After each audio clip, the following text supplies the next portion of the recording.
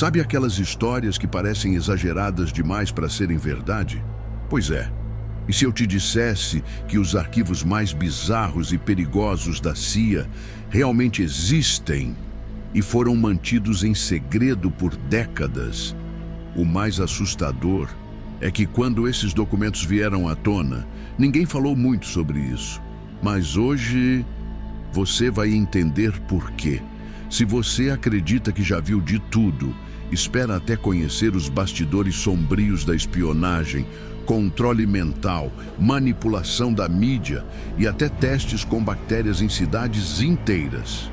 O vídeo de hoje é uma verdadeira viagem pelos arquivos que a CIA tentou esconder da humanidade. Antes de continuar, confere se você já está inscrito no canal e deixa um like nesse vídeo, porque vem muito mais conteúdo bombástico por aqui.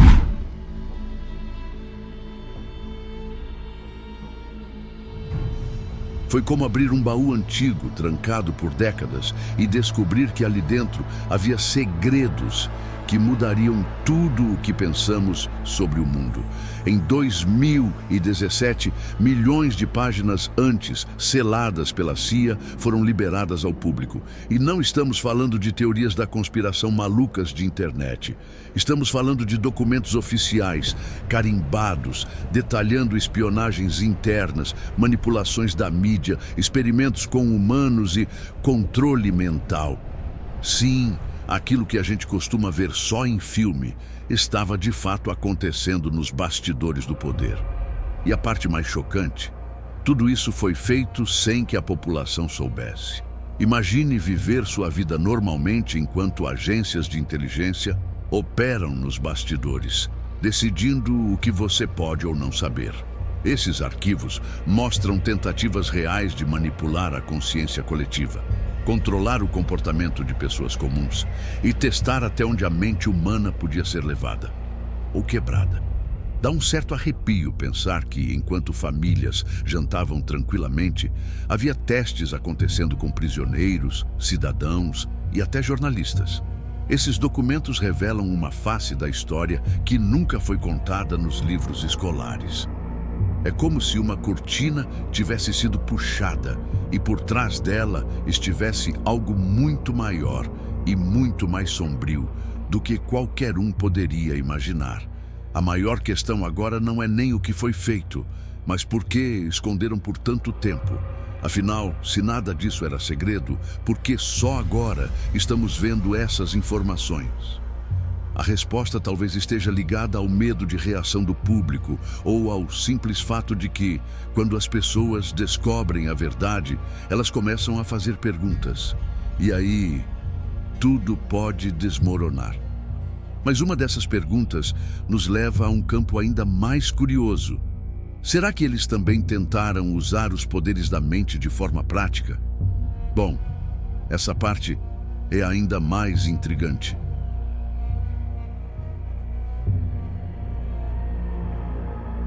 Agora, imagina a seguinte cena.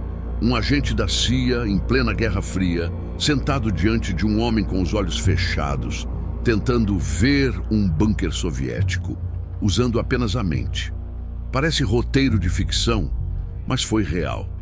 Esse foi o coração do chamado Projeto Stargate, uma iniciativa oficial da CIA para estudar habilidades psíquicas, como a visualização remota.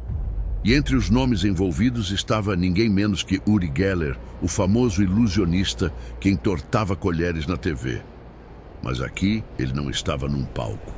Ele estava em um laboratório sendo testado como uma possível arma secreta. Esses testes não eram brincadeira.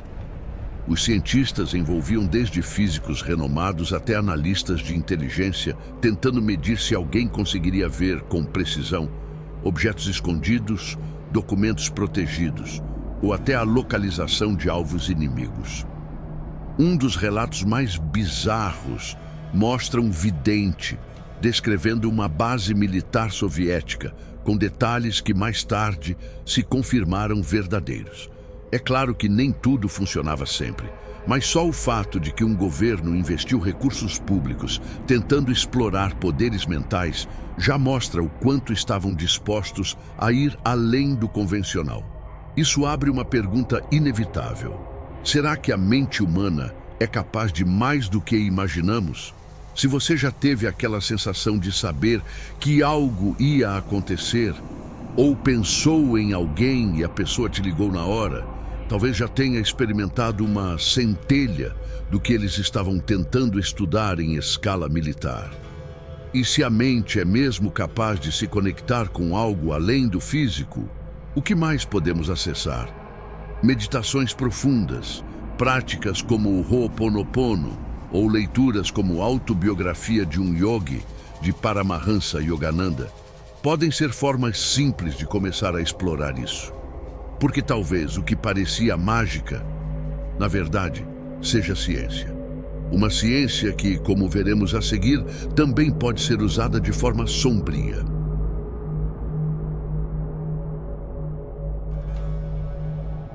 Pense num projeto secreto onde o objetivo era simples, mas assustador. Descobrir como controlar a mente humana. E isso não é ficção científica, é história real. O nome Projeto MK Ultra. Começou nos anos 50 e seguiu por décadas como uma das iniciativas mais obscuras da CIA. Os testes envolviam substâncias como LSD, hipnose profunda e técnicas de privação sensorial. E o pior, muitos dos voluntários nem sabiam que estavam participando. Eram prisioneiros, pacientes psiquiátricos, soldados, gente que, aos olhos do sistema, podia ser descartada sem fazer barulho. Imagine ser submetido a sessões de drogas potentes, sem seu conhecimento, enquanto gravações repetitivas sussurram comandos no seu ouvido por horas a fio. Isso realmente aconteceu. Em alguns casos, os sujeitos saíam dos experimentos com a mente fragmentada, sem saber quem eram, com medo de luz, som ou toque. Houve quem entrasse andando e saísse sem reconhecer a própria família. Um médico envolvido, Sidney Gottlieb, era considerado o feiticeiro da CIA e conduzia os testes com um zelo que beirava o fanatismo. O objetivo era criar espiões programáveis, soldados obedientes ou mesmo assassinos que nem lembrassem de suas ordens. Parece coisa de filme, mas os registros estão lá. Se hoje em dia falamos tanto sobre o poder da mente, da meditação, da reprogramação subconsciente, é importante lembrar que esses caminhos também podem ser usados para o mal. A mente é uma ferramenta e tudo depende de quem segura o controle. Há livros como O Poder do Subconsciente, de Joseph Murphy, que mostram como usar essa força para se curar e crescer. Mas quando governos e agências secretas querem moldar pensamentos à força, é sinal de que cruzamos uma linha perigosa. E o mais impactante, eles não pararam por aí. Depois de mexer com a mente das pessoas, começaram a controlar o que elas ouviam, literalmente.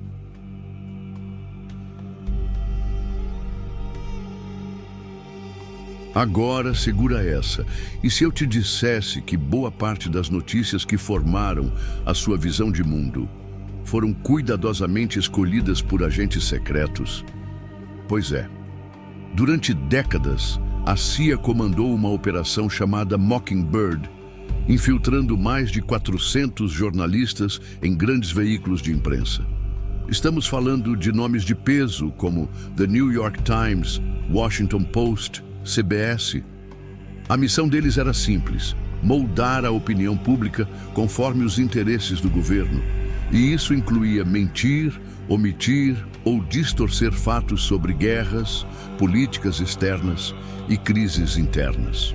Na prática, era como assistir a um teatro, sem saber que o roteiro já estava escrito. Durante a Guerra do Vietnã, por exemplo, muitas notícias favoráveis ao conflito foram plantadas para justificar os horrores que aconteciam do outro lado do mundo.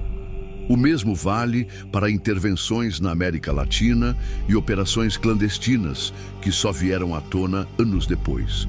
O mais perturbador, Os jornalistas nem sempre sabiam que estavam sendo manipulados. Alguns eram pagos, outros chantageados, outros acreditavam estar fazendo a coisa certa. O resultado? Uma população inteira sendo guiada por narrativas cuidadosamente construídas, como peças em um tabuleiro invisível. Hoje, com as redes sociais, muitos acham que estão livres da manipulação, mas a verdade é que a lógica não mudou, só o meio. Por isso é tão importante saber onde buscar informações de verdade. Documentários como The Corporation ou Hypernormalization ajudam a abrir os olhos para os bastidores das narrativas. E da próxima vez que ligar a TV ou abrir um site de notícias, vale a pena se perguntar: essa informação está me libertando ou me distraindo? Porque quando controlam o que você pensa, o próximo passo é controlar o que você faz. E, em algumas guerras, isso se tornou literal.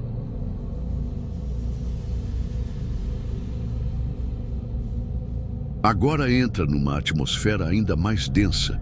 O Vietnã, um campo de batalha onde a guerra não era apenas travada com armas, mas com métodos que fariam qualquer um perder o sono. Estamos falando do programa Fênix, uma operação conduzida pela CIA com o objetivo de neutralizar suspeitos de colaboração com o inimigo. Só que esse termo, neutralizar, era um eufemismo elegante para capturar, torturar e matar. A tortura incluía choques elétricos, afogamentos simulados, mutilações e sessões intermináveis de sofrimento físico e psicológico. E sabe o que é mais assustador? Muitos dos que passaram por isso eram inocentes. Você pode estar se perguntando: como isso era possível? A resposta é dura. Em guerras, principalmente em zonas de conflito sujo, qualquer um pode virar suspeito. Um agricultor, um professor, até uma criança. Se alguém apontasse o dedo, pronto. Era levado para interrogatório, muitas vezes sem retorno. O programa Fênix contabilizou dezenas de milhares de mortos, e uma parte significativa nunca teve qualquer ligação com o Vietcong. Era o terror institucionalizado, com selo oficial. Um jogo em que a verdade pouco importava, desde que os números parecessem positivos para quem estava longe da linha de frente. Hoje em dia, quando alguém fala sobre táticas de segurança nacional, vale a pena lembrar do que aconteceu ali. Porque uma vez que se justifica a brutalidade em nome da ordem, abre-se espaço para todo tipo de abuso. Um exemplo recente: Guantánamo. Mesma lógica, tempos diferentes. E o mais curioso é que essa escalada de violência não ficou restrita aos campos de batalha. Em certos casos, ela atravessou fronteiras, indo parar nas ruas das grandes cidades, em testes tão absurdos quanto perigosos.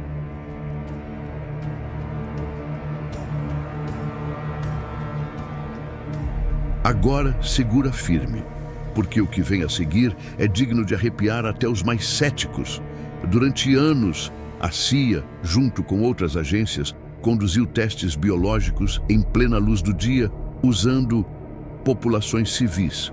Isso mesmo, pessoas comuns, vivendo suas vidas, indo ao trabalho, levando os filhos à escola, respirando o ar da cidade, sem saber que estavam sendo cobaias. Em Nova York, por exemplo, bactérias foram liberadas no metrô para medir como se espalhariam em um eventual ataque biológico. Em São Francisco, agentes borrifaram substâncias nos arredores da Bahia. Resultado? Surtos de doenças inexplicáveis, inclusive mortes. O mais assustador é que esses testes não pararam nos Estados Unidos. Documentos sugerem que ações semelhantes aconteceram em outros países, inclusive na América Latina. E o padrão era sempre o mesmo: não avisar ninguém, registrar os efeitos e fingir que nada aconteceu. Para eles, era uma simples simulação. Para as vítimas, uma sentença. Uma das bactérias testadas, a Serratia marcescens, causou infecções severas em hospitais da região. Mas quem iria imaginar que a origem do problema estava no próprio governo? Não havia placas de alerta, nem pedidos de desculpa, só silêncio. Essas histórias parecem distantes, mas levantam uma pergunta direta. Será que hoje estamos realmente seguros? Ou melhor, o que será que ainda não foi revelado? Esse tipo de prática ensina uma lição valiosa. Devemos aprender a questionar tudo, inclusive aquilo que parece oficial. Há autores como Edward Snowden que denunciam esse tipo de abuso em livros como Permanent Record. E vale muito a leitura, porque quando o próprio ar que a gente respira pode ter sido manipulado, é sinal de que o jogo já não tem regras.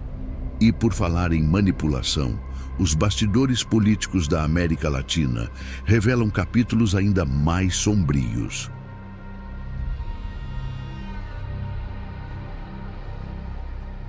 Agora vamos sair dos laboratórios e das salas de tortura e olhar para os bastidores da política internacional, onde as armas eram outras: dinheiro, manipulação e assassinatos.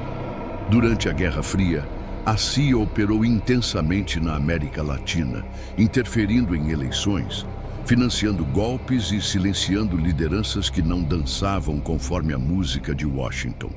No Chile, o general René Schneider foi morto em uma operação orquestrada para impedir que Salvador Allende assumisse o poder. Depois disso, o país mergulhou em uma ditadura brutal. Coincidência? Pouco provável. Na Guatemala, a história não foi menos trágica. Um governo eleito democraticamente foi derrubado com apoio direto da CIA, abrindo espaço para décadas de violência. Milhares de camponeses, indígenas e opositores desapareceram sob o pretexto de combater o comunismo. O padrão era sempre o mesmo: criar instabilidade, plantar informações falsas, armar grupos locais e depois desaparecer como se nada tivesse acontecido. E o Brasil também foi vigiado de perto. Durante a campanha da legalidade, Leonel Brizola teve seus passos monitorados. Há documentos que mostram como agentes interferiram para barrar avanços considerados perigosos para os interesses norte-americanos. É estranho pensar que, enquanto muitos acreditavam estar lutando por democracia, na verdade, estavam sendo usados como peças de um xadrez geopolítico muito maior. Isso nos leva a refletir sobre o quanto de soberania um país realmente tem quando interesses externos entram em cena. E mais, até que ponto as histórias que ouvimos nos livros e jornais representam de fato o que aconteceu. Para quem quer entender mais a fundo essas dinâmicas, o documentário A CIA e a Guerra Fria na América Latina, da BBC, é um excelente ponto de partida. E por mais que esses atos tenham ocorrido no passado, o impacto deles ainda ecoa até hoje. Tanto que foi preciso criar limites formais.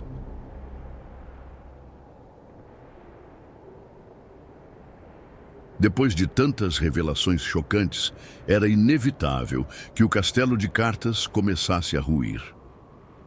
A liberação dos documentos desclassificados, somada à pressão de jornalistas investigativos e denúncias internas, forçou o governo dos Estados Unidos a tomar providências.